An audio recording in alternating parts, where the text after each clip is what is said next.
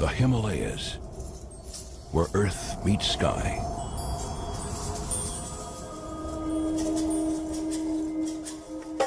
Prowling this broken landscape is one of the most rarely seen creatures on earth, the snow leopard. So elusive, only a few are privileged to catch a fleeting glimpse. Veteran filmmaker Hugh Miles and his team spent 4 years fighting freezing temperatures and dangerous altitudes. Sometimes these mountains can seem cruel, and the sub-zero temperatures feel unrelenting. Their dogged determination is rewarded with never-before-seen footage.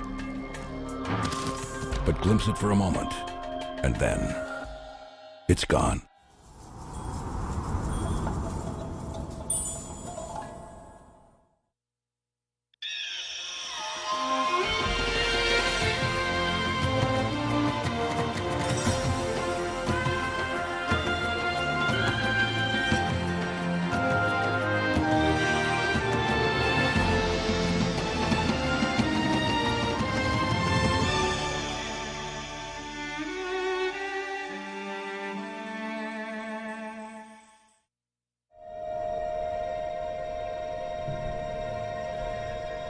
Some parts of our planet are so brutal that any creature surviving in them achieves almost mythical status. And when a creature thrives in these conditions, it becomes legendary. One such creature lives here, in the world's greatest mountain range. The highest, the most hostile, the Himalayas. Towering above India's northern borders, these unforgiving peaks are its hunting grounds. The creature is a beautiful big cat. Merely to see one is a dream, but to film one, nearly impossible. It's a wildlife filmmaker's holy grail.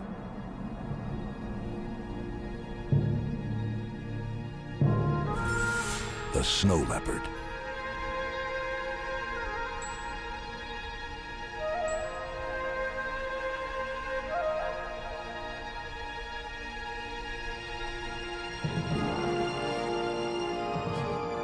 This is the story of two remarkable men who dared to think the impossible. They believed they could find and film the snow leopard up close and personal. It would take the team 4 years to conquer this Everest of the natural world. Like many mountain adventures, it was a quest that was to end in both tragedy and triumph. But all that was to come as veteran filmmaker Hugh Miles and his team headed into the mountains on their first expedition. I've wanted to make a film about snow leopards for as long as I can remember. Not just because I love cats, but because the bigger the challenge, the greater the rewards. Or so they tell me. Trouble is, I think I'm probably too old to keep climbing these precipitous mountains every day. So I hired wildlife filmmaker Mitchell Kelly to spearhead the challenge. I've been crazy about snow leopards ever since I was a young fella. They're beautiful and they're rugged and they're mysterious. And they must be perhaps the most potent emblem of wildness left on the planet. When you look at terrain like this, you realise why snow leopards are so difficult to film. But it'll be almost impossible to film them alone. So up ahead is Numgill. He's the horseman, and he lives in the village just up valley. And he's an incredible animal spotter. We also have Cheetah as the chief guide, and they've both seen snow leopards quite a few times. These local mountain people are incredible. They're tough, they're resourceful, and they have a great sense of humour. And no doubt they'll need all these qualities before we finish this film. But we need a special place as well as special people if we're to succeed. And we think we have that too. Snow leopard populations are fragmented, and they're thinly distributed throughout the remotest mountains of Central Asia, places like Russia, Mongolia, China and Tibet, right through the Himalaya, and as far west as Pakistan and Afghanistan, possibly over 2 million square miles. But a particularly good place is in the northern Indian state of Jammu and Kashmir, and we're in Ladakh's Hemis National Park, just here. We think this is a good place, not just because of the rugged terrain that the snow leopards use, but because the people who live here do see snow leopards from time to time. How many there are is a mystery which we hope to solve.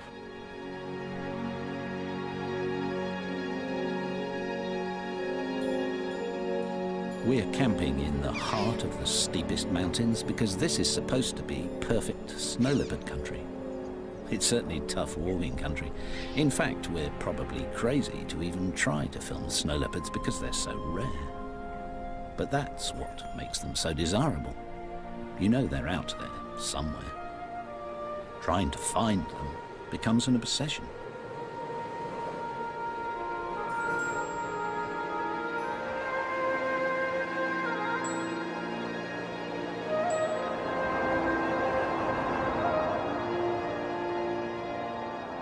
Fortunately, these ghost-like cats leave clues all over the mountains, and helping us understand them is old friend and local snow leopard expert Rinjin Wonchuk. He's a great observer and is already finding signs of the big cats not far from camp. Lovely fresh tracks, just a few hours old. Snow leopards like to keep in touch, so leave messages for each other, and we hope we can learn to read them too. Rinjin tells us that snow leopards need lots of space, so at frequent intervals they scrape up these piles of earth and sometimes pee on them to make sure other cats keep their distance. Surprise meetings might be dangerous, so they also post messages on overhanging rocks by spraying urine. It's strong stuff, so we can smell them too.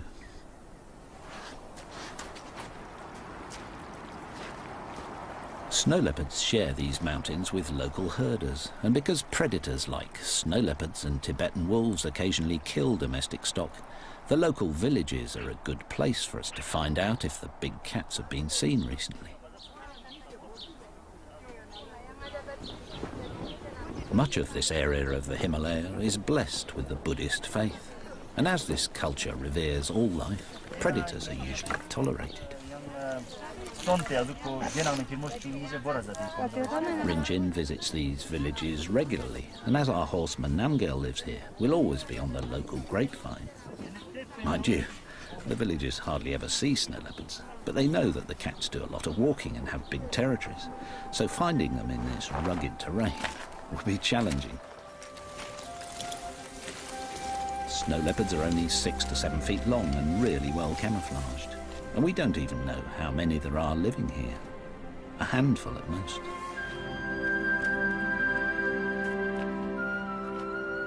One strategy that might help is to keep an eye on the snow leopard's favourite prey in these parts, the baral, a type of wild sheep.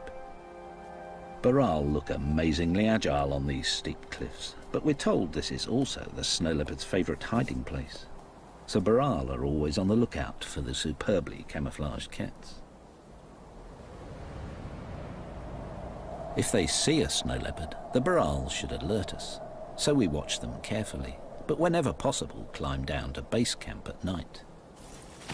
Working at 15,000 feet isn't far up by Everest standards, but it's high enough to make the lack of oxygen a potential killer. Sleeping lower down is safer, and in this cold, returning to camp is a welcome relief.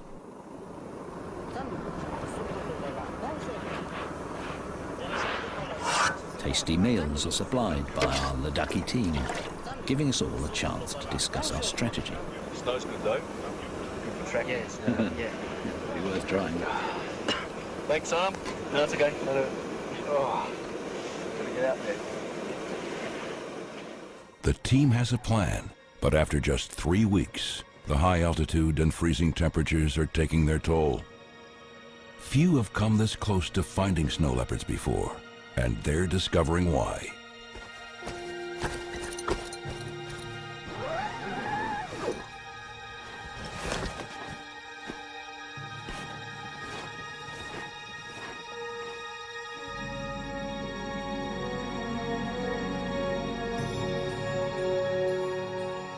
the walking has been with a purpose, for the team has been collecting every clue they can find. It means Mitchell can now get down to some clever detective work and maybe outsmart the snow leopards. Whenever any of us has found a pug mark or a fresh scrape or a rock spray or heard a vocalisation, I've marked it on this map of the area, and all of a sudden there are enough maps for a pattern to emerge. It seems that the snow leopards are favouring just the easiest routes to travel on, and this kind of information is priceless. Now we're really making progress, for by knowing about their favourite routes along the valleys and ridges, we might make a success of Mitchell's plan to get the snow leopards to take self-portraits. We've brought along some technical trickery, little video cameras that will trigger automatically when and if the cats walk through the beams. They're like a home security system and work day and night. For lighting is provided by an infrared lamp which the cats can't see. So by the time we've buried the cables and hidden the cameras, the snow leopards won't be frightened by them. Well, we hope not. Yeah, that's triggered. That's nice. You should be able to see the snow leopards coming up the valley and right past the camera. Now we have to wait for the pussycats. Their plan seems good, but it's 5 weeks since they've started, and they still haven't seen a cat. And with the mileage piling up, the team is struggling.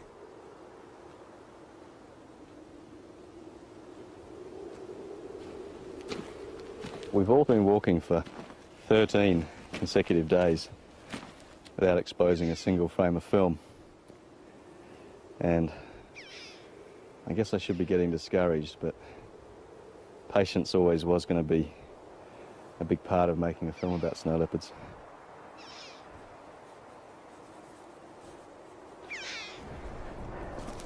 At this altitude, there's only half as much oxygen available to your heart and lungs.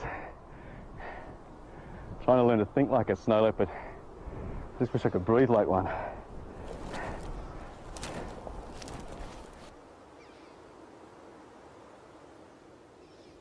Knowing they're out there somewhere just makes the whole landscape almost vibrate with tension. The perverse thing is, I've probably been seen by snow leopards dozens of times, but their camouflage is so perfect and the distances are so great that the only real chance you've got of seeing one is if it moves. And with such a big area to scan, you just have to break it up in your mind. If it's cold, look on the sunny faces. If it's windy, look on the sheltered sides. If there are burrow grazing, look on the approaches above them. The snow leopard has to be there somewhere.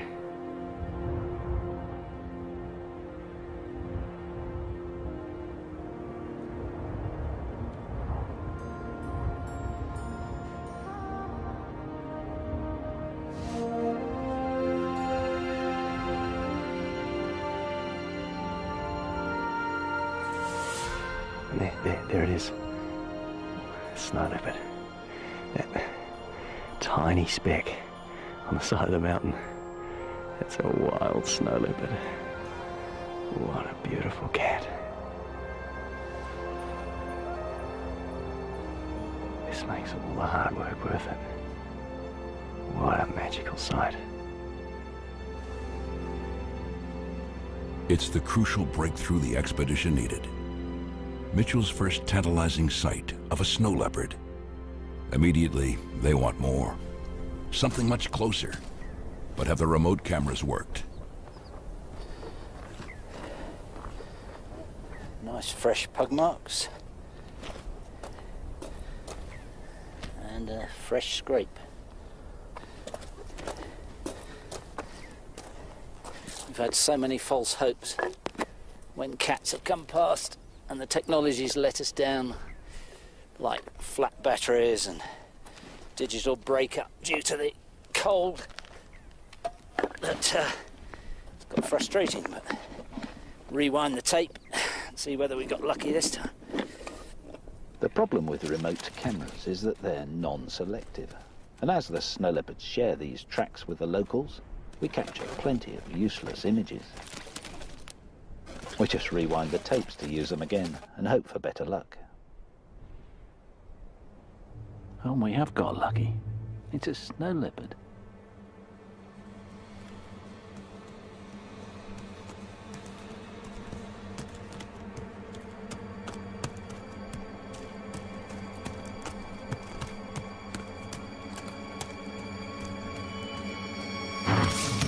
It's the yak from the village.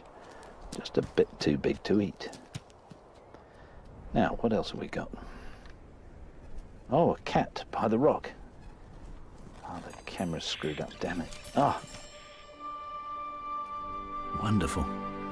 First close-up views of a snow leopard. Just going to have another look at that. This is such good news. Because now we know the system works, we might be able to identify individuals, learn how often they pass by, and even get some idea how many snow leopards live here. What a beautiful cat. He's got a little twist in his tail. Did you notice that? That might help us to identify this one if we see it again in the next few weeks. Great. See if we can get another one. Rinchen suspects that this flat rock is an important snow leopard signpost, and after a few days, we get our first hit, a chuck or partridge. And a couple of days later, this magnificent cat. And for the first time ever, a snow leopard is recorded visiting and refreshing a rock scent. This is magical. It's becoming clear that this smelling and face rubbing allows each snow leopard to know who went past and how long ago. And spraying their own urine under the rock is a calling card, enabling them to keep in touch. The scent's pungent and long-lasting. We move the camera around, and 4 days later, another snow leopard visits the rock. We're discovering that each cat comes by about every 3 to 10 days. There's so little to eat here that they have to share home ranges, but meeting could be dangerous, so these rock sprays help to keep them apart.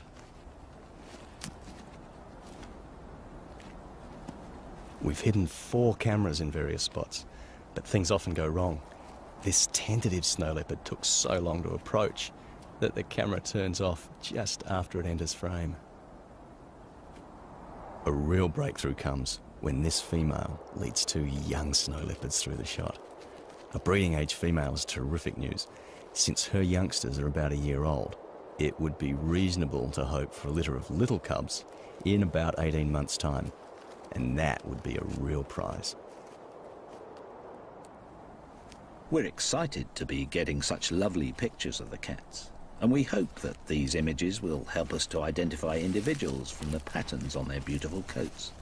But it's proving tricky.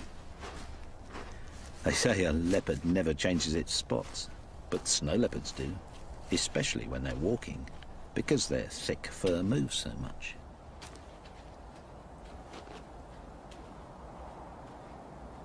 The snow leopard's coat pattern is so complex that I'm trying to sort out who's who by sketching some of the cats that I've filmed by playing back the footage on this little monitor here. Some of them are fairly easy to tell apart. This one, for instance, this very dark-faced snow leopard, who I think is a female, is very distinctive. So I think if we see her again, she should be reasonably easy to identify. And this might be the same cat, but these distance shots are too far for identification of individuals. Experience is showing us that we can safely creep the cameras in closer to the snow leopards without disturbing them. By rewinding the image, we can determine where to move in for more detail.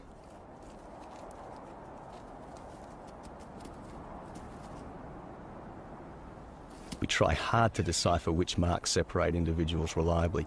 We assume the face is important, but is it the fronts or backs of legs or the patterns on the top or bottom of these exquisite tails?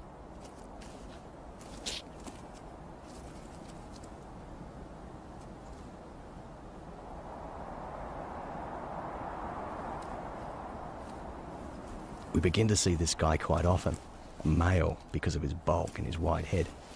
We hope we'll be able to recognise him if we see him again, even at a distance, because he's a slightly yellowish colour. He carries the end of his tail with a distinctive twist.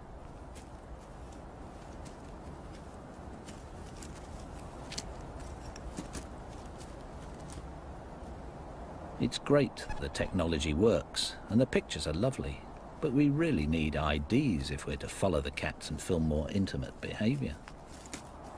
We could do with some help. And we have the perfect person in Rodney Jackson, director of the Snow Leopard Conservancy and one of the world's leading experts on this elusive cat.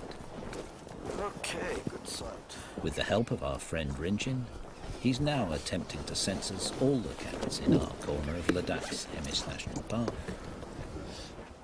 Rodney hopes individual snow leopards can be identified from still photographs of their lovely coat patterns.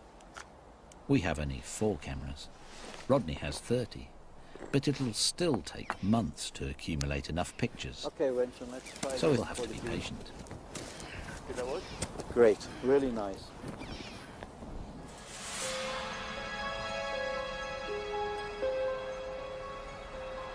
Sometimes these mountains can seem cruel.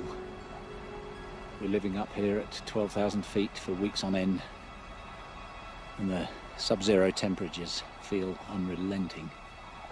And then, every time we want to film a snow leopard, it seems to involve a really grueling climb of up to 3 hours. But the other day I was amused to see that we weren't alone in finding this place hard. I was watching a snow leopard climbing up this ridge, and it kept on having to stop to catch its breath. We know we'll need a lot of luck if we're to achieve one of our main aims, to film snow leopards hunting. So we're keen to keep tabs on this cat. But snow is a problem. It's dangerous for us to follow the cat on slippery slopes. And difficult for the snow leopard too, because its camouflage doesn't work so well when it's walking over snow. In this toughest of lands where prey is so scarce, a snow leopard can do without handicaps, and moving around on ice-covered mountains when you can't see your footing is treacherous, even for a snow leopard.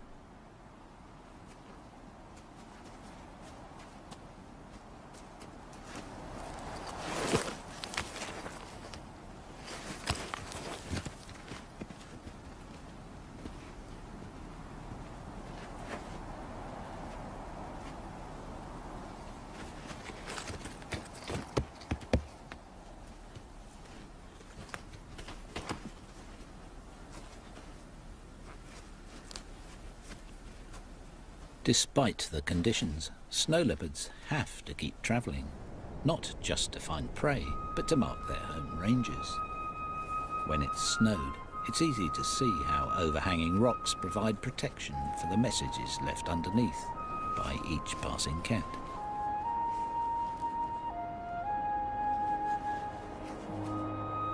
Defending their space like this is always important because there's not enough food to share. But the hazards of winter also bring opportunity.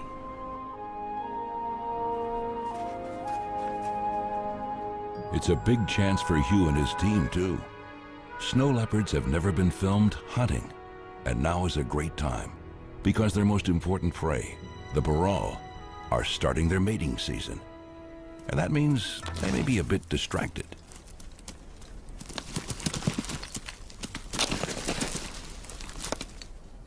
Most of the time the burrell are super vigilant, but when they're rutting like this, the burrell lose a lot of their caution. And if I was a snow leopard, I'd be watching the burrell rut very carefully.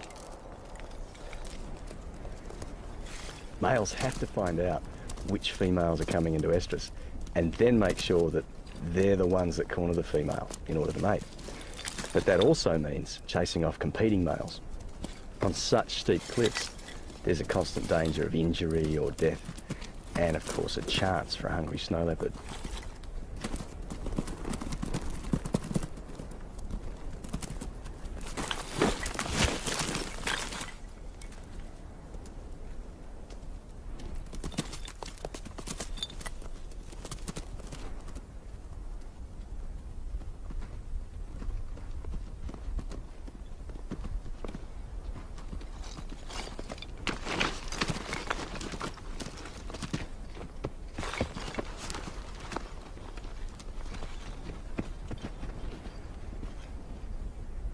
After the rut, the snow leopard's chances of hunting success increase still further because the male baral are exhausted and must find food to replenish their wasted bodies. The snow leopards keep a close eye on them, but must still mark their home ranges to protect their space.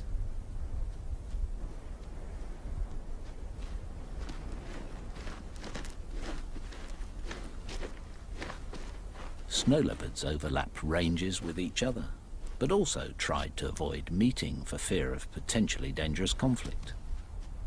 And this is not their only problem. What strikes me about this place is the deafening silence. It sounds devoid of life, but feels really tense. For the animals out there are fighting an elemental battle against hunger and cold.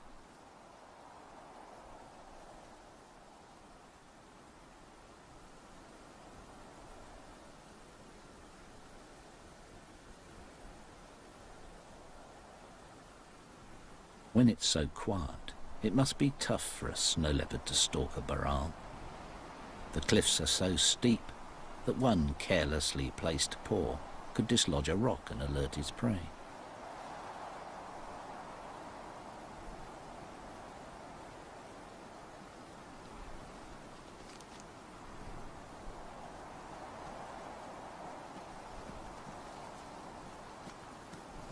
We think this is the local male, the one with the twist in his tail.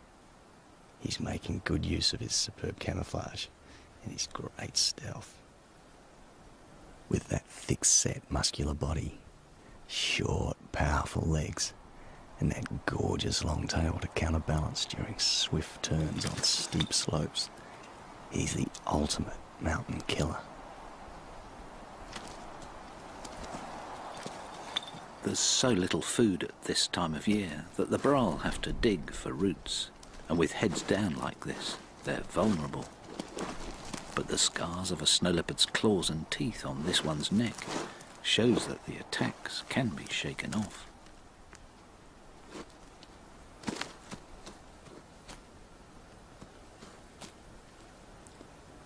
Snow leopards have been known to kill prey 3 times their own weight.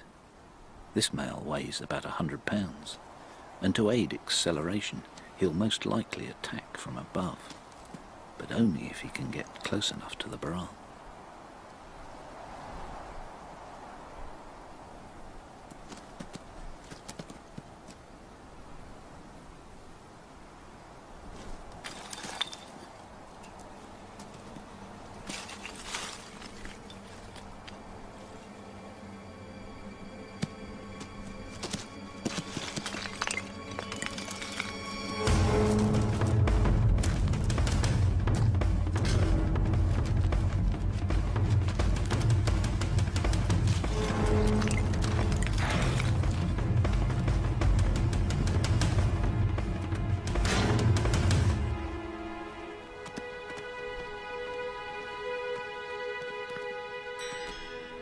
We couldn't believe our luck.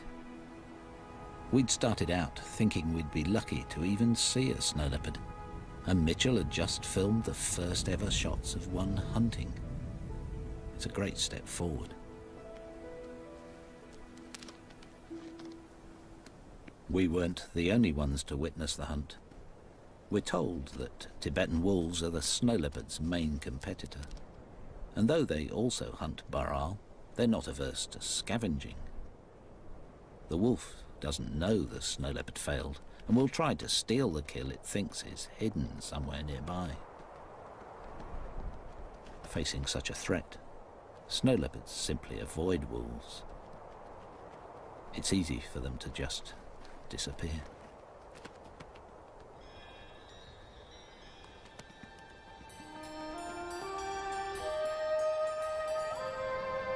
Winters here are long and hard. Summers all too brief. The growing season is short. The only moisture provided by melting snow and a sprinkle from India's monsoon rains. The baral climb higher, followed by snow leopards, And since one of our ambitions is to film snow leopard cubs, and they're born in the summer, Mitchell goes up searching for them. One of the best places to look for snow leopards in summer is a marmot colony. These plump rodents hibernate in burrows in winter, but as the snow melts, they emerge to become prey for snow leopards. Marmots are also a favourite prey of golden eagles. Living in a place where food is scarce, marmots make a tasty meal, so are always wary and alert. But they must eat too, for summer's new growth provides the fat to survive the long winters. They just have to risk exposure to attack.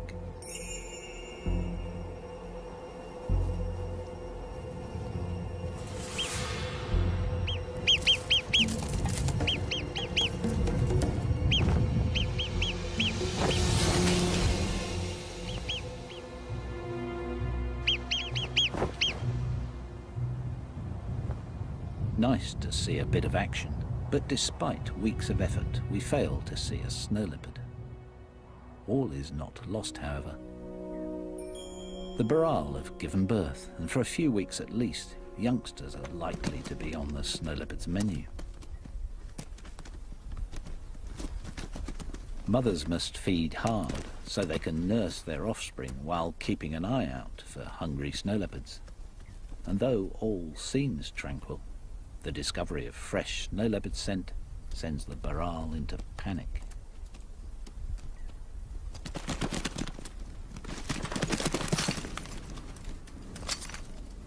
At the slightest hint of a snow leopard's presence, the youngsters are programmed by evolution to run for cover on the cliffs. Even if this is where the snow leopards would most likely be hiding. But if they are, we aren't seeing them. In fact, Mitchell's been trying for several months to get the cats more confident by leaving his human scent on remote cameras nearby. We feared the technique might have frightened them off. We were wrong. Well, after all the frustrations and the bad weather, we've finally broken the drought, and we've filmed a snow leopard in summer. The plan that I had to start to get the snow leopards used to my presence has paid off with spectacular results. I think it's the two cubs we filmed last winter. The other one is in the distance. I'm sure it's the male that's close to the camera. He's obviously either smelt me on the camera, but he's found it and he's accepted it. And that's a major breakthrough now in what we can do.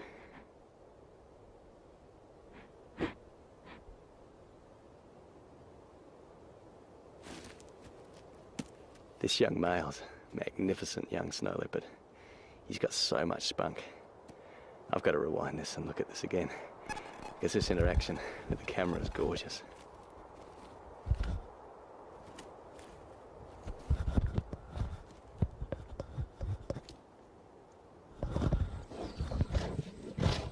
What I love about this footage is the juxtaposition.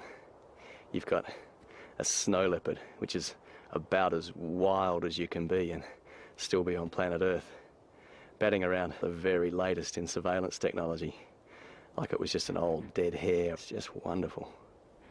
That really sums up for me the essence of the snow leopard, that confidence that it has in its own obscurity. It knows it's almost invisible in the landscape, and therefore it can act and travel as it likes. They're just swaggering away. They're wonderful, wonderful young leopards. Not quite the young cubs we hoped for, but a great pair of teenagers, and according to the locals, just the age when they might get into trouble. Being inexperienced hunters, they'd be more likely to raid the local villages for a carelessly guarded goat. In virtually every part of the snow leopard's range, the big cats share the meagre resources with people, and the relationship is tense.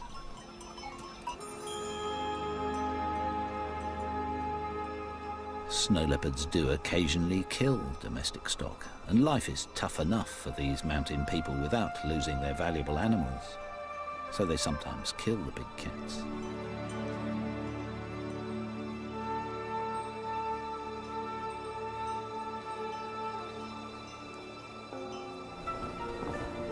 Fortunately, Buddhism's reverence for life helps to protect snow leopards in these parts most of the time, but not in many areas, and the killing of cats for Eastern medicine and their beautiful coats continues. Just the other day, we found a trap with fresh bait in it, designed to capture wolves as well as snow leopards, with steep walls to prevent escape. It was a sharp reminder of how immediate the threat is to the snow leopard's future. It's thought that fewer than 5,000 snow leopards survive in the wild, and this number is falling, so they're officially designated as endangered.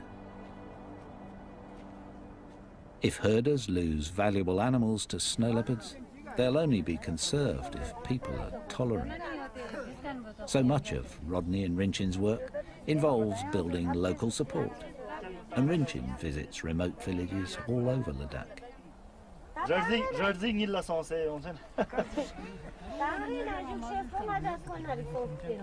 He listens to their problems and encourages careful management of sparse grazing. Good husbandry means wildlife increases, and so does wildlife tourism. This provides the villagers with alternative income, which takes the pressure off predators. If poaching is to be detected and stopped, it'll be vital to identify individual snow leopards in the population. That's one of Rodney and Rinchin's goals with their camera traps, and it's our hope that the information they've been collecting will help us track the leopards and film their most intimate behaviour. So this is your study area, is it, Rodney? Yes. Covers an area of about 100 square kilometres. Oh, I see, the whole watershed, and camps here, isn't it? Right, that's our camp. And you can see rock sends located along the intersecting valleys. They used by literally all of the cats that come through the area. Looks like traffic chaos. Indeed, and these circles show where we place camera traps. They have to be located very strategically because our aim here is to photograph all the snow leopards so that we can get an accurate count of the animals. And how many different cats have you identified? To date, we've identified 5 resident cats and maybe another 2 to 3 transient animals. Great pictures. These are the movements of the resident male. One day he walked 3 kilometers in just 2 hours. Goodness, impressive. We call him Mi'kmaq, Ladakhi for red eye, from the fact that he has a scar above his right eye, probably inflicted by another male. A twist in his tail. We photographed him a lot. That's great. He patrols all this area. Oh, right. We got these 2 shots the other night, Mi'kmaq following a female. Smashing. It's a sure sign that the mating season is upon us. Filming mating would be an amazing thing to achieve, though no doubt impossible, because no one's ever even seen it before. Now Rodney's confirmed that Mi'kmaq is the territory-holding male. It's no wonder he patrols around and marks so often, especially as this is now the mating season. Rodney says that from early January to mid-March, Mi'kmaq will increase his marking activity 3 to 5 times. He wants to make sure that he is the one to mate with any passing females.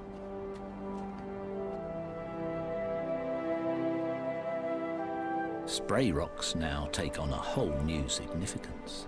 This is our local female called Dolma, and if she's coming into breeding condition, she'll want Mi'kmaq to know about it.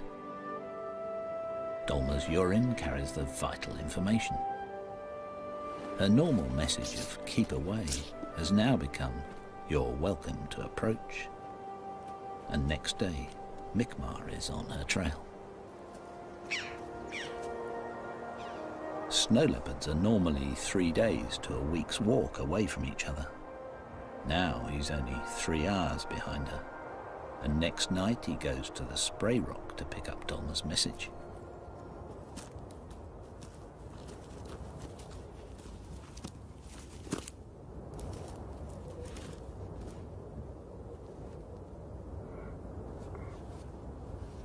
Her perfume has really impressed him. He's making quite a meal of it. His open mouth and flared nostrils allow him to read her message more clearly.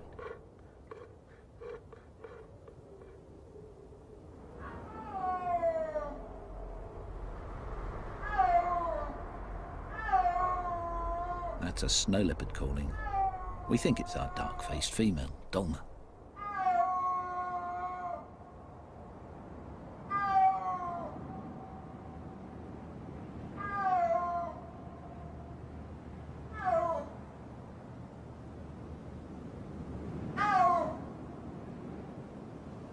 She's been calling from that ridgetop since before dawn. This is the only time of year adult snow leopards call to each other. For the rest of the year, all the scrapes and sprays are saying, stay away from me. And now all of a sudden it's, here I am, come and join me. She's chosen a brilliant spot, these cliffs, to bounce the sound off. And these three valleys to the north, the south, and one behind me to funnel the sound further. Clever girl. She's using the very shape of the mountains themselves to overcome their scale.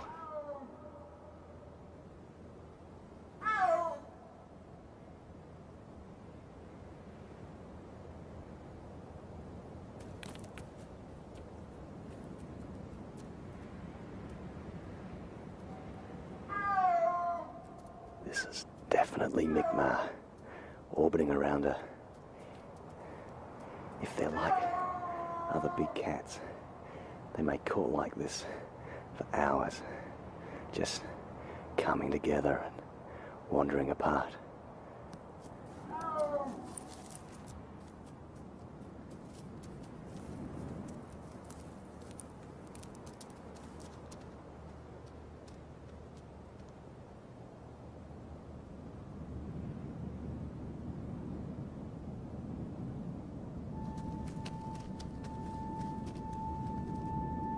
No one's ever seen a wild mating before, so I just don't know what to expect.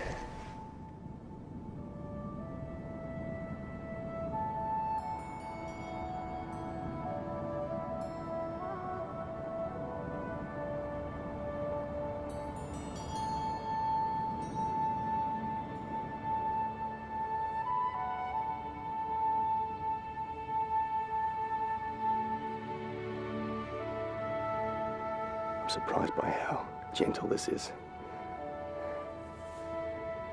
These two are really taking their time. Come on, guys. You mating or just sitting together?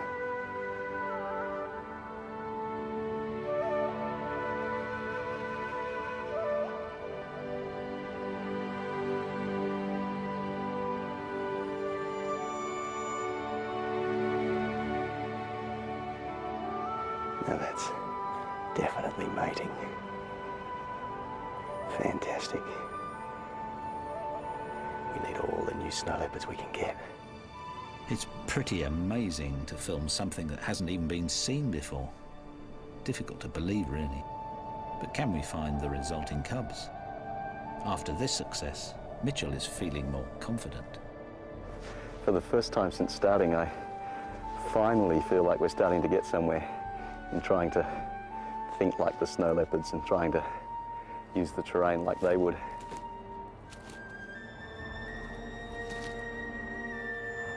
There's still a long way to go, but it feels good high up on these ridge trails, travelling and resting where the snow leopards do. But we're still behind the snow leopards, only anticipating their actions as tiny percentages of the time. The only thing to do, I think, is keep walking and keep looking.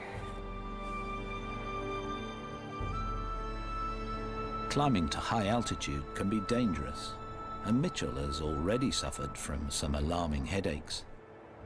But with the promise of young cubs on the horizon, the team has new energy and determination. We'd failed to find cubs in 3 years of searching, but after witnessing the mating, Mitchell is back for a final summer attempt. Camping high at 15,000 feet, he plans to stake out Baral herds in the hope Dolma and her cubs will show up. Finding the burrell herds is easy as usual, but there's no sign of snow leopards. And all day I'm stalked by a biting headache. I become disoriented, and by the next morning I'm staggering and vomiting. I just can't believe that after all these years, the high altitude is suddenly affecting me. By the next day I can't even stand and I'm coughing up froth.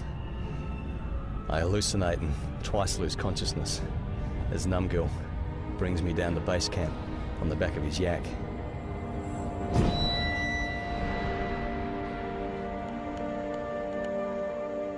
Mitchell's final attempt to find small cubs nearly ends in disaster. He's close to death from acute mountain sickness. It is crucial that he be transported to a lower altitude if he is to survive. He's evacuated to the nearest hospital.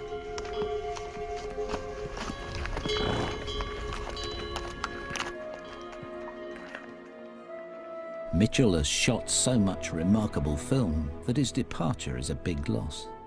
But we're still hoping to find Mi'kmaq and Dolmar's little cubs and film a cat on a kill.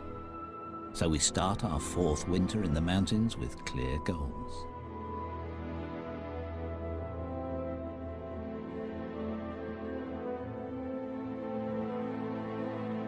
Mitchell has made a good recovery after leaving hospital, but is unable to return to altitude just yet, so in his absence we press on.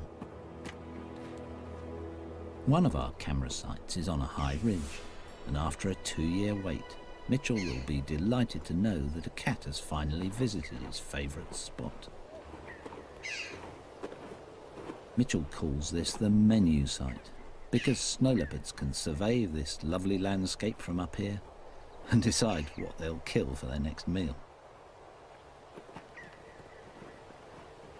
We're still determined to film those little cubs, or even a snow leopard feeding on a kill, and fresh snowfall is giving us a head start. We find Mi'kmaq out patrolling his territory. He seems casual in his movements, unconcerned as he spooks the herds of Baral. Wondering what he's up to, we pick up his tracks and follow him up one of his favourite valleys, hoping he'll lead us to cubs or a kill. And he does. We've obviously disturbed him off this dead Baral, and in a panic quickly snatch a few video shots of the carcass because we've spotted him up on a ridge.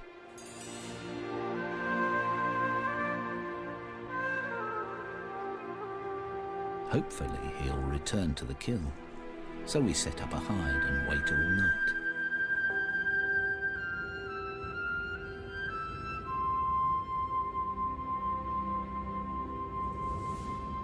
At dawn, we spot Mi'kmaq on guard nearby.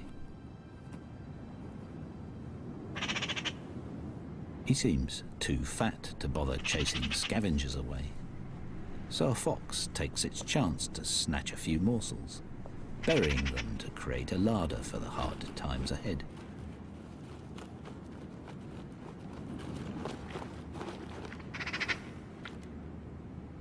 Within an hour, Mi'kmaq is back. The life of a top predator is one of feast or famine. This is a feast.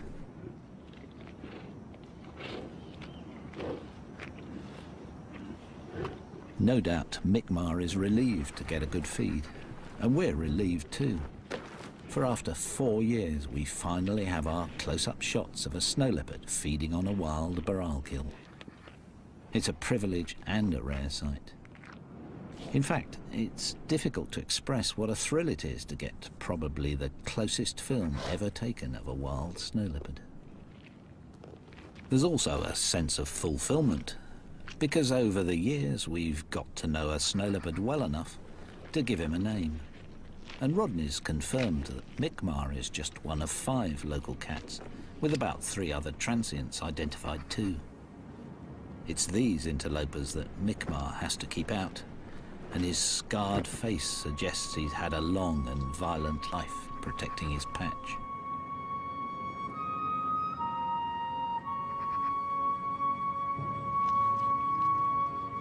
After analysing all our video images, we've discovered that when we first started filming 4 years ago, our first close shots were of this cat. It's nice to know that Mick Marr and the team go back a long way.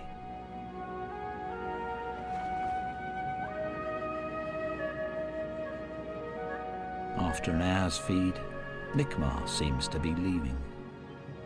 Possibly a happy cat, certainly a fat cat, but he can't resist a final accusing look at our lens. Reluctantly, we have to leave too. We're relieved of our obsession only because our time has run out, and we've failed to find Mick Marr and Dolma's little cubs. But while removing our remote cameras, we find the tracks of a mum with a cub. We leave the cameras out, hoping we'll finally get lucky. And after a couple of days, we film what looks like Dolma. But the camera timer that limits the length of shot lets us down, and we don't see a cub. We think our last chance is gone. But next day, Mum comes into shot again, followed by a long pause.